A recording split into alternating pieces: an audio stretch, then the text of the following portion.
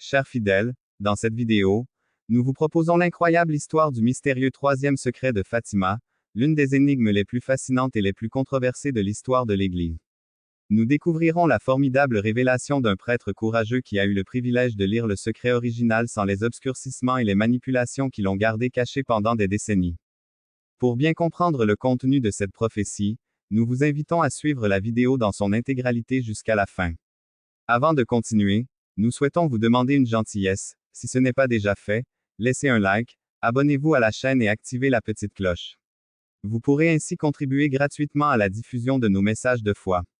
C'est très important pour nous, merci de tout cœur. L'histoire dont nous allons parler concerne le père Giuseppe, un prêtre italien âgé résidant dans un couvent au Portugal, un homme d'une foi extraordinaire, pieux et entièrement dédié au service de Dieu et des moins fortunés. Il était également un spécialiste passionné des apparitions mariales, avec un intérêt particulier pour celle survenue à Fatima en 1917. Vous savez probablement qu'à Fatima, 3 jeunes bergers, Lucia, Francesco et Jacinta, affirmaient avoir eu la grâce de voir Notre-Dame 6 fois entre le 13 mai et le 13 octobre 1917. Notre-Dame les a exhortés à réciter le Saint Chapelet pour la paix dans le monde et la conversion des pécheurs.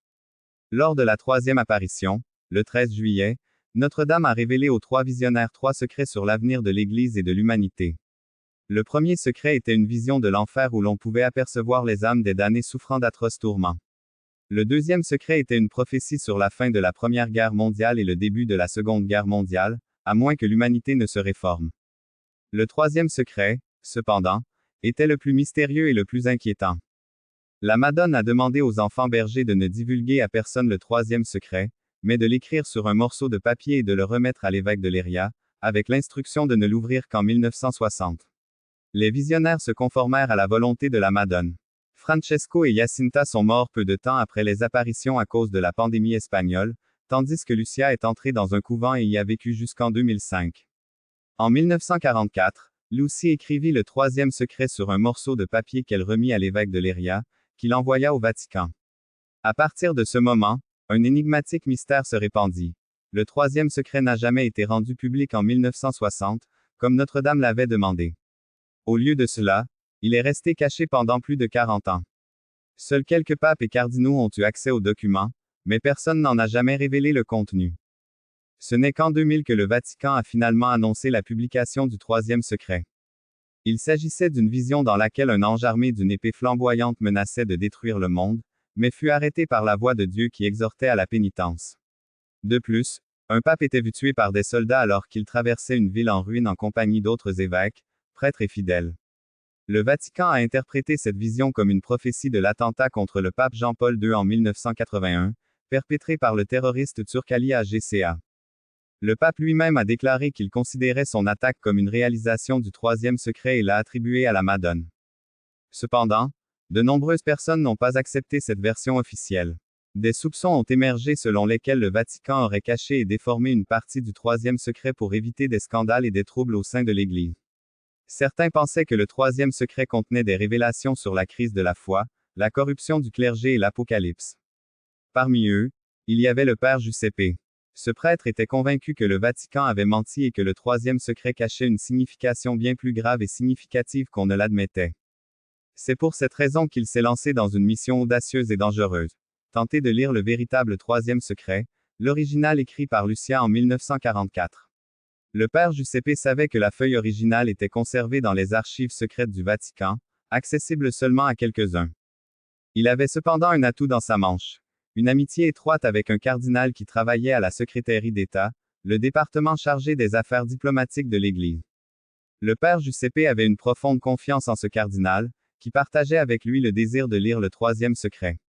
Étonnamment, le cardinal partagea les inquiétudes du prêtre et accepta de l'aider. Il obtint un faux permis pour accéder aux archives secrètes et lui fournit des indications précises sur l'endroit où trouver la feuille originale. Il le prévint cependant des risques. S'il était découvert, il risquerait l'excommunication ou même quelque chose de bien pire. Le père Giuseppe n'était pas intimidé, il était déterminé à découvrir la vérité, quelles qu'en soient les conséquences. En une nuit, il s'est infiltré dans les archives secrètes du Vatican avec une fausse autorisation et une lampe de poche.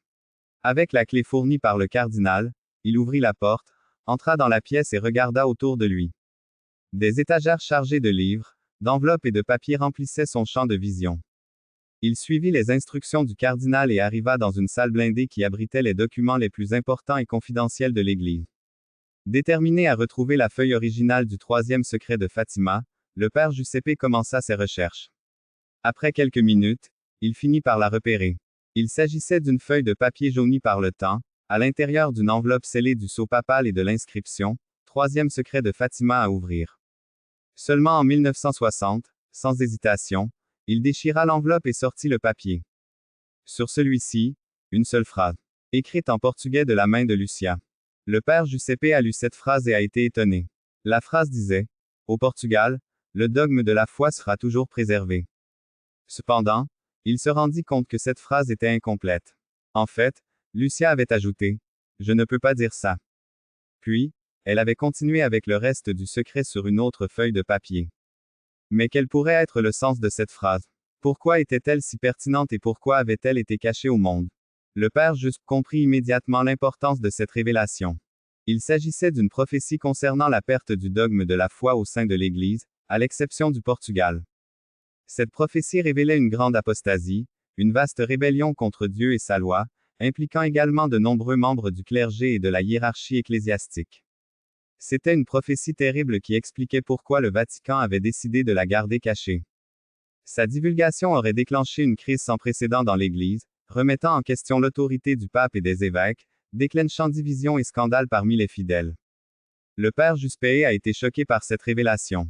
Il réalisa que Notre-Dame avait voulu avertir l'Église et l'humanité du grave danger qui les menaçait. Il comprit que le troisième secret représentait un appel à la conversion, à la pénitence et à la prière.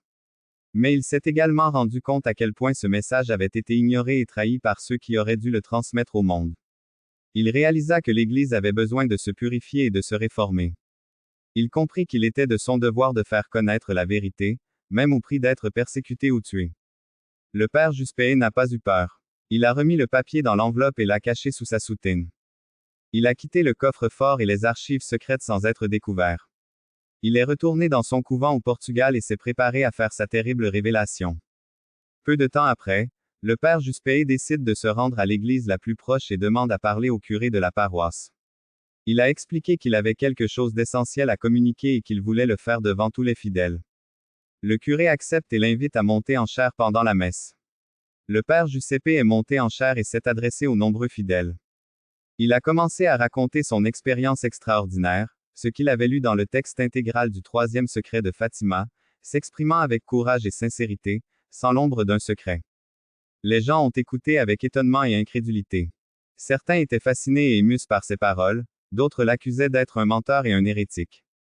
Tandis que d'autres encore étaient effrayés et mettaient en doute la véracité de ce qu'il disait. Le père Giuseppe a conclu son discours par un appel à la conversion, à la pénitence et à la prière. Il a déclaré qu'il était encore temps de revenir à Dieu et à sa loi avant qu'il ne soit trop tard. Il a souligné que Notre-Dame nous aimait et désirait notre salut, mais que c'était à nous d'accepter ou de rejeter son message. Puis, il est descendu de la chaire et a remis au curé l'enveloppe contenant la feuille originale du troisième secret. Il lui a demandé d'en faire bon usage et de le diffuser le plus possible. Il a ajouté qu'il n'avait plus rien à cacher ni à craindre. Le père Giuseppe a quitté l'église et s'est éloigné parmi la foule. Il ne savait pas ce que sa révélation apporterait. Peut-être aurait-il été arrêté ou tué par le Vatican, ou bien aurait-il été écouté et ignoré par le monde. Cela pourrait déclencher une révolution ou une persécution dans l'Église, mais même s'il avait peur, rien de tout cela ne lui importait. Il avait fait son devoir. Il avait obéi à la Madone. Il avait dit la vérité. Il s'est entièrement offert à la volonté du Seigneur. C'est l'histoire extraordinaire du père Giuseppe, le courageux prêtre qui a lu et révélé pour la première fois intact le troisième secret de Fatima. Une histoire incroyable mais authentique, potentiellement destinée à changer le destin de l'Église et de l'humanité. Chers fidèles, prions toujours avec foi et amour. Notre-Dame guide force sincère pour notre salut. Dieu nous bénisse. Amen.